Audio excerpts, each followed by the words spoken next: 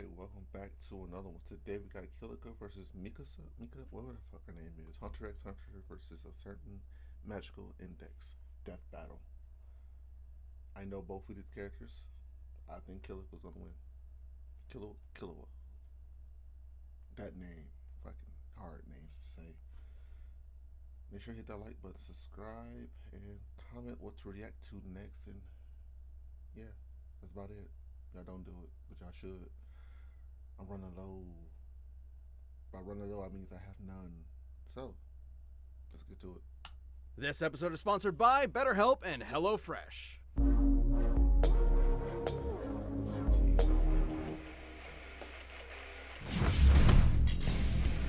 Killua Zoldyck, Hunter x Hunter's prodigious lightning assassin. Misaka Mikoto, Academy City's ace electric princess. Question: what is more terrifying than the all-powerful crackling might of lightning? Lightning in the hands of cocky, hyper-talented teenagers. The worst combination. He's Wiz and I'm Boomstick. And it's our job to analyze their weapons, armor, and skills to find out who would win a death battle. The Zol. By the way, light off or light on? Like, leave that in the comments which one's better. I think we'll go with lights off. Zoldicks, a vicious family of assassins known the world over. So infamous for their killing techniques, a single photo of any member sells for millions. You don't want to be the target of their next family outing. But like all families, there's bound to be a rebel. As was the case with the middle child, Killua. They seriously named him Kill? Hardcore. Well, it might be a pun on the term kilowatt, but kill is apt, given he's been trained in past tensing people since he was 3. I'll say, at age 14, he was strong enough to open a 64-ton door. Geez, what kind of workout did his family put him through? Somehow, it gave him 6 skater skills, extendable claws, and rhythm echo, a technique that lets him fool people's senses with just his feet. More accurately, by manipulating the cadence of his footsteps, Killua can create an auditory illusion, capable of tricking even extrasensory abilities. Killua was a heck of a prodigy, but despite being able to effortlessly rip out hearts, his family still thought he wasn't cold-blooded enough. Fed up, he ran away. Not to the circus, but to the Hunter Association, an association of people who hunt stuff. There, he tested himself in the Hunter's exam and inevitably had gone head over heels for his new friend, Gon. Get it? Oh God, Wiz, are you still taking those waste-of-time improv classes? Yes, and I think it's going pretty well. Mm-hmm. Killua's family didn't like him making friends, so they sat him down and then calmly and politely tortured him mercilessly as punishment. It was only thanks to Gon that Killua finally convinced his old man to let him go out on adventures with his buddies. But this change of heart was no act of compassion. Killua's father saw his freedom as just another step in molding him into a better killer.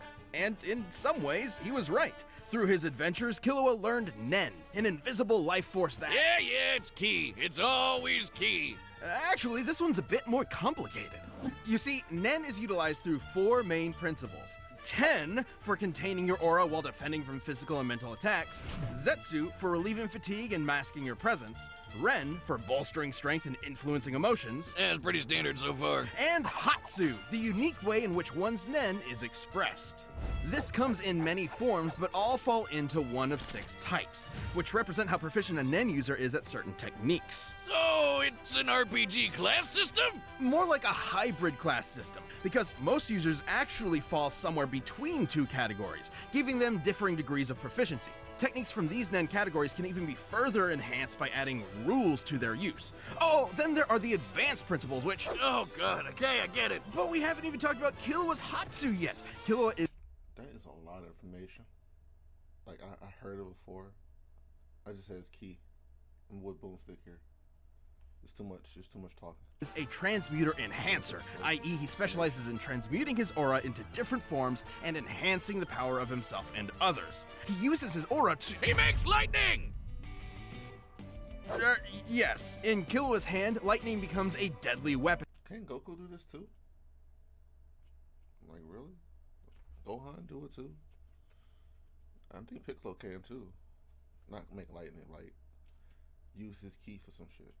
and that he can fire down as a bolt, channel through his arms, or send through metal objects. Like his super alloy yo-yos. These bad boys weigh up to 50 kilograms. See, that's how you make a pun, Wiz. Packing enough force to shatter trees like I just shattered Wiz's confidence. Add in Killua's lightning and he can electrify anyone who touches them. And this isn't some magic-y schmagic-y lightning. His bolts have been identified as the real deal more than once. Meaning Killua is certainly as fast as actual lightning, especially when he uses it on himself to bust out Godspeed, a form that greatly amplifies his agility and power, letting him bypass his synapses to reflexively react to threats. For regular folk, that much voltage would be too much. But thanks to Killua's training, he can shrug off over 1,000,000 volts of electricity. He's also exceptionally crafty. In a Nen fight, Remember the words million volts. Let's see if she can hit that. every move matters, and strategy almost always triumphs, even against greater strength. Killua used these powers to battle world-renowned thieves, bomber mercenaries, and ants.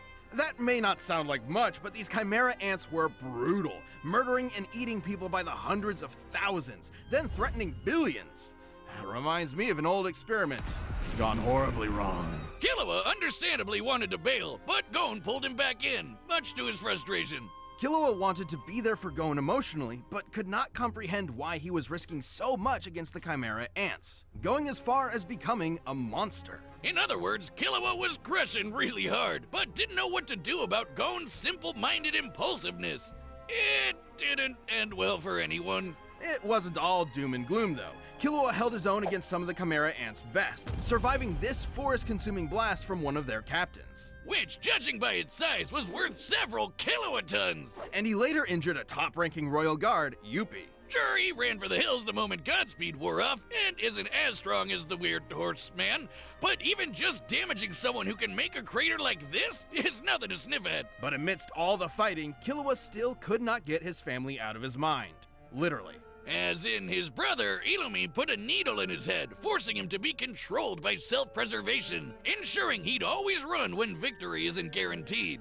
Wiz, you think you can call CPS for that? Thankfully, after some much-needed self-surgery and self-reflection, Killua removed it, overcoming his mental barrier and ready to risk his life for those he cherishes. Which he did when he finally got himself and his dear sister Alluka away from their demented family. He even brought Gon back from the brink of his creepy Nen coma. But despite how valuable Gon was as a friend, Killua realized his unhealthy dependence on him. So he decided to travel with and protect Alluka, finally realizing what he wants to do for the rest of his life.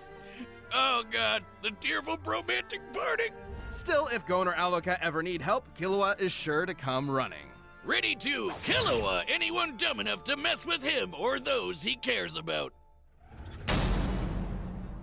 This episode is sponsored by BetterHelp. It can be easy to spend all your time on your work, your friends, your family, but how much time do you actually spend on yourself? Therapy can be an incredible asset to your mental health, even if you don't think you need it right at this moment. A lot of these problems can BetterHelp, H-E-L, metropolis filled with schools where espers train.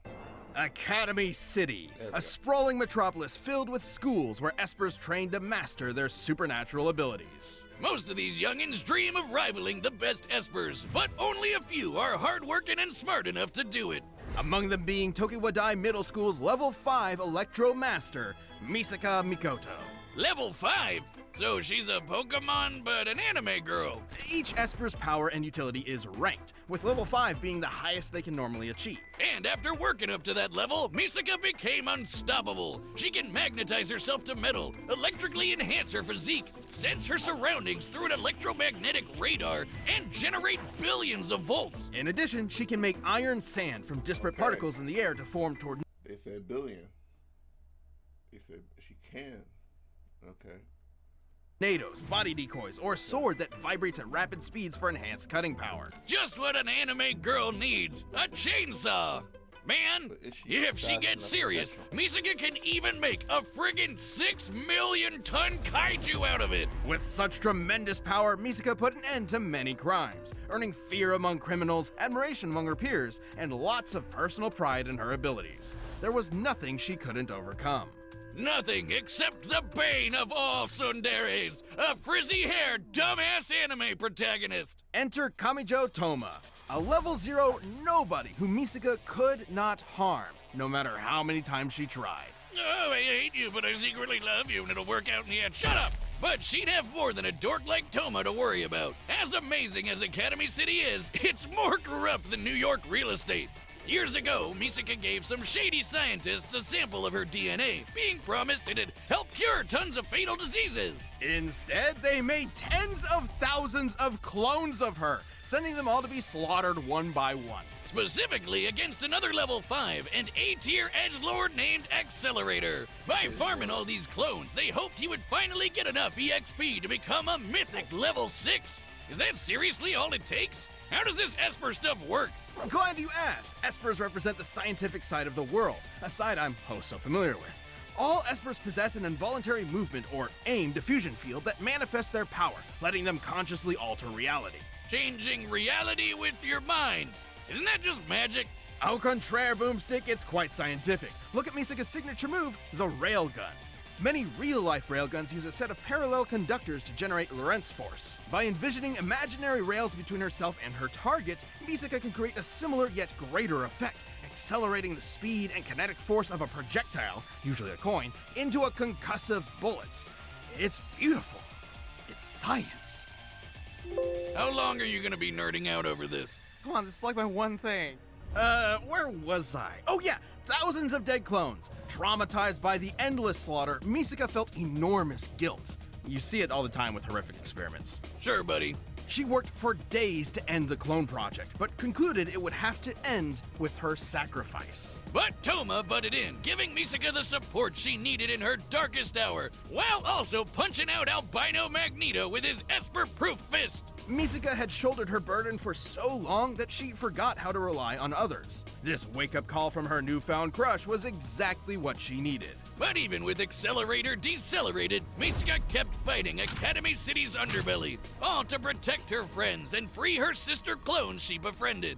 She dealt with a lot of trouble on the way, but had the power to do it. In her battle with a killer cyborg lady, Misaka conjured a city-spanning storm, which, by measuring the size of the cloud relative to the city, would require over 58 kilotons of energy to make. Kilowatts. She's also fought other level 5s, not just Accelerator. She got into a middle school beef with a snobby telepath, fought this explosive weirdo, and dodged particle beams from an unhinged Karen. The electrons of which can accelerate to high relativistic speeds. It's no shock. Misaka's reactions are that fast, given her lightning has been stated to be light speed on 5 different occasions. More than just her powers, though, Misaka's greatest asset is her intellect. It might not look it, but high-level Espers constantly perform tons of nerd math just to make their powers work.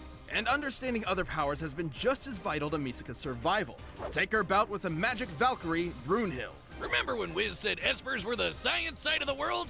Well, these weirdos are packing the magic. A single mistake from Misaka could have meant death, but she still stalemated Brunhild. Now, Brunhild was still stronger and faster, but it is impressive Misaka was able to harm a saint, who are normally only deployed against foes capable of leveling mountains. One such foe, Hell, froze 100 kilometers of ocean. You'd think this means Misaka can take on all sorts of magical baddies. But alas, the power creep says otherwise. He's actually serious. When you're dealing with crazy magicians and magic gods, even a level 5 Esper struggles to keep up. Misaka valued her abilities so highly that she struggled to maintain her self-esteem when they weren't enough. A shame Misaka cares so much about getting stronger when Toma appreciates her as a person first and foremost. While certainly a flaw, that ever-persistent hard-headedness will also keep Misaka around, no matter the stakes. So watch out, because this pint-sized 14-year-old is quite literally a walking railgun. This episode is sponsored by HelloFresh. Now me, I love to cook, but every time I have Wiz over for a lovely home-cooked meal, he has complaints. Run the data through all possibilities. It's time for a death battle!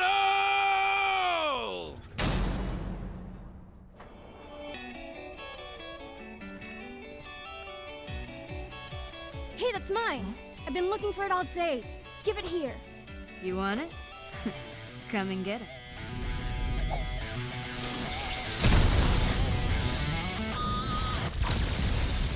Coins, huh?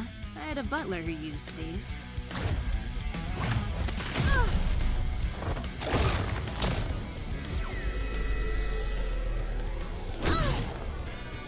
Focus. It's a trick of sound, not sight. Gotcha!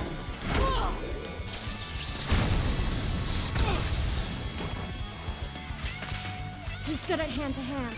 Better keep my distance. She has stronger lightning. Gotta get in close. No problem.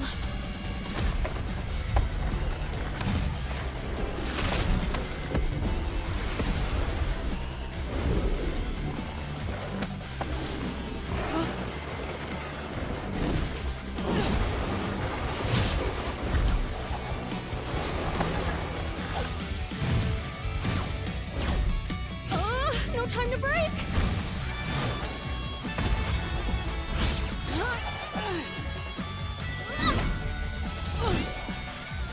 Now's my chance.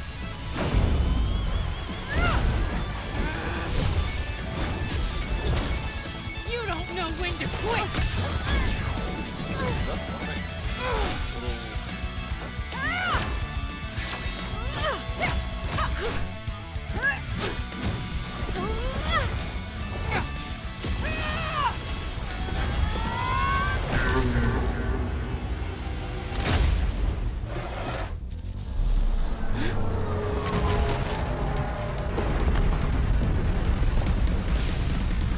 Catch this!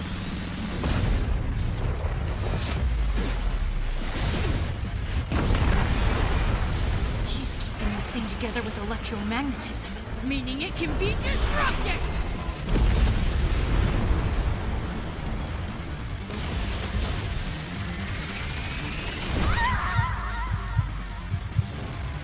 Wait a minute.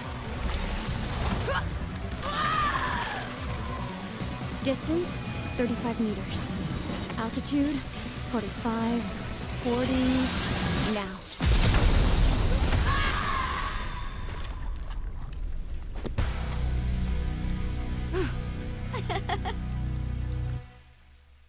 Yeah, I changed my voice. KO! The angle, the electromagnetism, the science. It's. All right, take a breather there, champ. Whew. While Killua's assassin training made him a vicious threat, Misaka's abilities and know-how gave her the counter she needed in this mind-numbing battle of wits. Killua could survive kilowatt-ton level blasts, and given some leeway, could scale to Yuppie, whose crater feat was worth 18 megatons of TNT. Impressive, but the storm Misaka created beat anything Killua has done directly. And given similar scaling to Brunhild, who Misaka not only harmed but stalemated, her output could reach hundreds of megatons of TNT. Meaning, no matter which numbers are used, Misaka would always have the advantage in raw electrical power. No surprise there. Killua may have shrugged off 1,000,000 volts of electricity, but Misaka can dish out and survive billions. Still, both characters have contended with and harmed stronger opponents, and the two power systems they work under have allowed weaker opponents to defeat stronger ones in the past. So, might alone wouldn't net either a win. Plus, Killua was way better at hand-to-hand and physically stronger. Knowing his crafty assassin skills, things could have gone south for Misaka if she wasn't careful. But fortunately for the railgun, she was. Her fight with Brunhild shows she knows how to deal with tough, up-close threats while keeping her distance. And being able to dodge particle beams meant Misaka was more than fast enough to react to even Killua's lightning-quick speed. Add to that her bigger pool of powers, and she had plenty of ways to counter Rhythm Echo, since Killua was lightning, or just pin him in place long enough to pull off a railgun finisher. Killua was strong, but he wasn't gonna outmuscle 6 million tons of iron sand. Killua was a prodigy in all things Nen, lightning, and killing, but Misaka's varied electro powers, quick reflexes, and scientific brilliance let her cash in a win. But hey, at least she let Killua keep the change. She Killua-would him! The winner is Misaka Mikoto. Thanks for watching. Stay tuned, we have a new Death Battle releasing every 2 weeks this year. And click the join button to get new perks and extra content. Planet level members even see Death Battles before anyone else, so don't miss out. Who's next?